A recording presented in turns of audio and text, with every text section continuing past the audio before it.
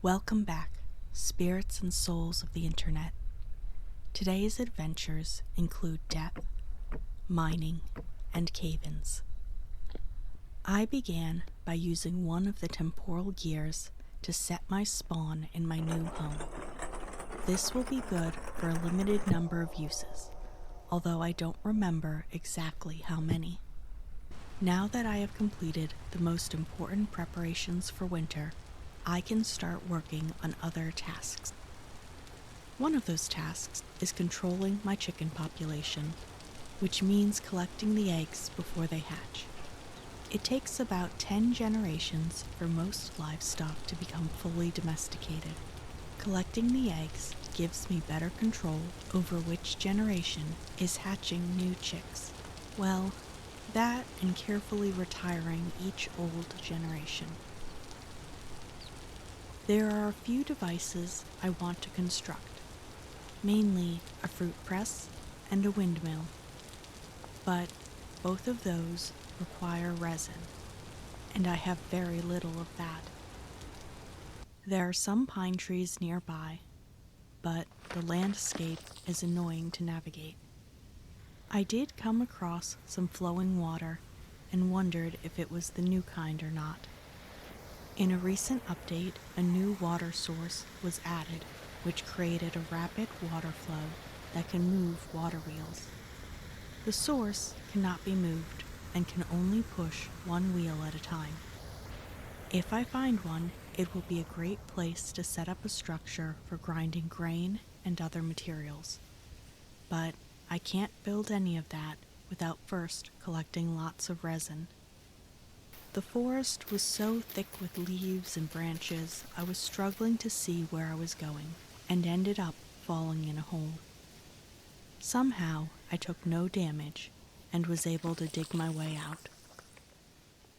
By now, it was getting dark, and I needed to hurry home. For all my searching, I only found a single tree with resin.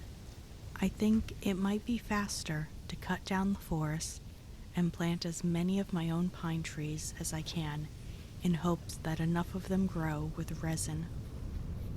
After a good sleep, I reorganized my chests, watched the fireflies, and waited for the sun to rise. I had to kill a drifter, but that's just an average morning in Vintage Story. After starting a pot of meat and onion stew, I found the pleasant surprise of a new baby goat in the goat pen. A little boy goat, the first of a new generation. I then decided to spend some time adding more dirt to the orchard. Supposedly, the fruit trees can branch out as far as 4 blocks per branch, which meant I had set mine a bit too close together. Once I find some new fruit trees, I'll have to give them more room to grow. The next thing I needed was lots and lots of wood. I planned to collect lots of ore for smithing, and that would mean I needed a sizable amount of coal. Of course, the drifters didn't appreciate my deforestation efforts, so I beat them up and robbed them, just like Pokemon taught me all those years ago. I then expanded my coal pit a bit before harvesting my crops and going to sleep. In the morning, my new chicks had grown into pullets, which meant I still didn't have a new rooster. I would still be able to get Generation 2 chickens, but it would be easier if the rooster was also a newer generation. The weather was getting colder, and it was already nearing December. It hadn't snowed yet, but I had at least a few more crops that could tolerate cold weather. With a little luck, they might last long enough for one more harvest before the frost would cause them to wither. I did my best to plant according to available nutrients. Come spring, I would replace the current farmland with better quality soil. In the meanwhile, I fed my chickens and goats so they could get started on the next generation of livestock. I also noticed the goat could now be milked, so I made a bucket, chased her around the pen, and then made some fences and gates to create a milking station within the enclosure. It took a few tries, but I finally got a bucket of milk. I then fought a shiver in my cellar before consulting the handbook on how to make cheese. Unfortunately, I would first need pickled vegetables, which requires brine, which requires salt. Salt can be obtained from halite, and according to my map, I did find a minuscule trace while prospecting. That didn't guarantee I would find some in the area, but it was worth looking into. However, I couldn't afford to mine any of that until I had more bronze, and maybe even a bit of iron. I did one more round of chores on the farm, got a pot of stew boiling, and then waited for the incoming temporal storm. Night had fallen, and I still did not have a good place to wait out the storm in my home. So, I returned to my cellar, grabbed better fencing, and slept in safely until the storm began. I spent my time making more spears, and then tested if I could attack a shiver from my hiding spot. Trying to throw the spear kept closing the gate instead, so I had to look at the ceiling while readying the spear, and then look at my target to throw it. This trick let me take down the shiver just as the storm ended. My reward was another temporal gear. At this rate, I was going to need better storage in my home. Before that, I needed to collect more wood, retire a few of my chickens, collect even more wood, and finally fire up the coal pit. I had a good bit of extra firewood remaining, so I stacked it up for easy use. I then checked on my farmland. It hadn't rained in a while, so I thought it would be a good time to check how the water sources were doing at keeping the crops hydrated. I also realized I might not have placed the water sources correctly to test if they overlapped moisture levels or not. I think I was one block off. I would have to fix that eventually. My main focus was gathering more materials for bronze. I also needed to make sure I had plenty of food for the journey and extra torches. I checked my animals one last time, retired a couple more chickens, and killed another intruder in my cellar. I set out, determined to find tin, and immediately got distracted by wild pigs. I needed the sow, so I poked the boar a couple times with my stick, and she chased me all the way home. She got a little stuck at the edge of the walkway. Not sure why. A quick poke, and she was chasing me again. I eventually led her around to an area I could enclose with a fence, and waited for her to wander into the pig pen. Now I didn't have to worry about hunting for food. The pigs would provide plenty of meat, fat, and leather going forward. I once again set out and started prospecting, hoping I would find the ores I needed. Preferably, I would find materials for bismuth bronze, but tin or halite would also be good. I found exposed copper, collected more berry bushes, and hunted a boar, but found no sphalerite or bismuth. My tools had limited durability, and I had a limited amount of bronze remaining. I took a break to collect an absurd number of berries from my fields. I think it was safe to say I didn't need any more red or black currant berries, or any more cranberry bushes. Although I could use a few more blueberry bushes, just to even things out. Still, I didn't have the fruit press, which meant most of those berries were going to become compost. At least I would be able to improve my farmland. For the third time, I set out to definitively find materials for smelting bronze. I had one ultra-high reading of cassiterite, which meant I could at least make tin bronze. The reading was right on top of the underground ruin I had found ages ago. I had almost forgotten about this place. This time I took the tapestry, and, though I considered taking a few other items, I thought it best to leave my pockets free for tin. To one side of the ruin was a cave with a mysterious glow at the far back. To the other was not so much a cave as a dirt-filled crevice. Of the two options, I decided the dirt-filled crevice was likely the safest route in terms of mining. I began my downward spiral, and it wasn't long before I got a medium cassiterite reading.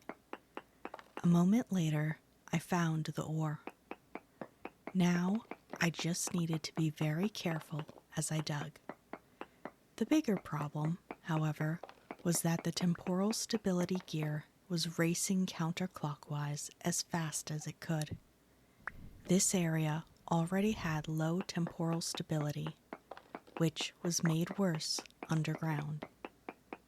Worse yet, it had gotten dark, and I had nowhere safe to sleep the night away, which meant I could only keep moving and hope I didn't fall in a hole or run into a bear or a wolf. I headed back once the sun started rising and my temporal stability had restored itself. Next time I went mining, I would have to remember to build a shelter first. I once again started digging. Unfortunately, placing packed dirt blocks and stone walls was not good enough to keep me safe. The ceiling collapsed, and I took damage. I wasn't entirely sure where my entry had been, so all I could do was keep digging.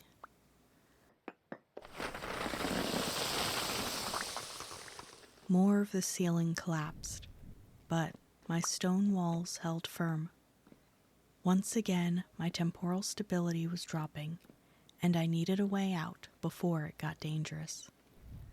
With my original entry long gone, all I could do was dig upward and hope the ceiling held. I found myself in a cave, which went down in both directions. I set up barriers against attacks on both sides and started digging upward again. The roof collapsed, and my health was all but gone. I was sure I was close to the surface, but my concussion made me desperate. The desperation made me careless.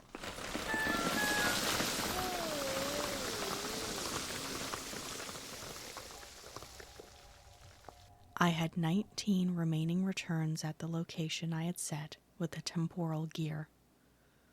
I grabbed food, a spear, and a shovel before setting out. Dirt had collapsed on my head, which meant I had probably been very close to the surface, maybe even close enough to dig down into that cave. Of course, I should have known that digging up would mean that I'd eventually run into dirt.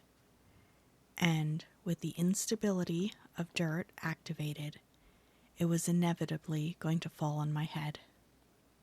I returned to where I had died and found a patch where the ground looked sunken in about where my death marker was. I dug deeper and deeper and got buried a little before I finally found the cave where I had died. I successfully collected my things and returned home. I hung the tapestry on the wall and took a moment to ponder its meaning. It looked like a humanoid of some sort, with an orb at their center and a moth above their head. My journal called this tapestry holy, and described a person who was worshipped as a savior, but wanted none of it. I wondered what more there was to the story. Perhaps in time I would learn. Until then, I had to focus on surviving and thriving, and that meant readying a new batch of bronze for tools and other equipment. But first, I created racks to hold the clay molds. I would soon have too many to keep on the ground, and needed a place to put them. Next, I set up the crucible and collected some fresh coal from the coal pit. I considered collecting all the coal, but thought it best to leave some of it in the pit. I could always get more as needed. It didn't take long for the bronze to be ready. I poured a new pickaxe and 4 ingots. I then got jump scared by 2 bowtorn in my cellar. Luckily, the bowtorn are cowards, and once you get close, they run away, making it easy to deal with them. While waiting for the bronze to cool, I fed my animals and harvested some honey from the hives. It seems that 4 dummies is the optimal amount for distracting bees, at least in my current apiary, although I still got stung a few times. I squeezed out the honey, topped off the animal food, and then collected the cooled bronze. I started another batch of bronze immediately after the first, and then spent time crafting the clay molds I hadn't yet made. I didn't plan to use any of them yet, but I thought it would be good to at least have them available. By morning, the bronze in the crucible had cooled, so I had to heat it again. It wasn't long before it was ready to pour. In the meanwhile, I heated 2 of the ingots and harvested some crops before pouring out 4 more ingots and another pickaxe. I then smithed a new scythe and some shears. I immediately put the new scythe to work collecting dry grass and cattails. I then fired the clay molds in the pit kiln and decided to go hunting while I waited. I then remembered I needed a quern and stopped to collect 4 stone blocks. Even though I had more than enough berry bushes, I still brought home several more to add to the field. I checked on my animals and was delighted to find Generation 2 chicks. The domestication of the chickens was going nicely. I started a pot of meat stew, harvested more crops, and fed my animals. I still didn't know what winter was going to be like in this climate, but I was certain I had enough food to get through. The next morning, my clay molds were finished and ready to be racked. I started yet another crucible of bronze and wondered if I had enough tin for all the stuff I needed. At this rate, I would need to jump to the Iron Age just to keep up with all the tools I would require. In the meanwhile, I worked with what I had. I heated a couple ingots, harvested and planted more crops, smithed a chisel, poured out the bronze ingots in a hammer, and then smithed a bronze rod. At long last, I made the quern. I threw some oak into a couple barrels to start the process of making weak tannin, and began to slowly grind limestone into lime. 50 lime and 50 liters of water for instant lime water. I threw some pelts in the barrel and sealed it tight. The rest of the leather-making process would have to wait until next time. In the meanwhile, I ground more limestone so I could make another barrel of lime water. Once more I received the warning of a heavy temporal storm. The others had been light or medium at worst. I did not remember any having been a heavy storm. While I waited for the arrival of the storm, I checked my cellar and noted the remaining time until the milk went bad. I had no means of making cheese, so my only option was to drink it straight from the bucket. To my surprise, the milk seemed to last just as long in the open of the cellar as it did in the clay storage vessel. That would make it easier to grab a sip whenever I needed to quench my thirst. While ignoring unwanted solicitors at the door, I decided that I did not like how the vertical racks were oriented. It took a couple tries to turn them sideways, but the new alignment looked much better. By now I had learned that all my animals ate grain, which meant I could put more effort into growing grain plants going forward and not worry about having too much. I also had to deal with an annoying drifter, who I ended quickly, and a bowtorn, who I initially failed to locate. After topping off with a quick bite, I tried again. The bowtorn escaped into a cave, and I felt no need to give chase. Instead, I took out another drifter. By now, I had taken quite a bit of damage, and with the incoming storm, I could not afford to be injured. I made bandages for the first time and quickly healed my wounds. I made a few more barrels, which I planned to eventually use for making wine and ale. Not only would it be a delight to drink, but once distilled, I was fairly certain the resulting spirits would have additional medicinal properties. In the meanwhile, my first batch of compost was finished. This was a very important ingredient for improving my farmland, but that would have to wait for spring. At long last, the temporal storm arrived. I rushed to the cellar and hid in my safe area. And this is the perfect place to end the episode. Thank you for watching, everyone, and remember, take care of yourself.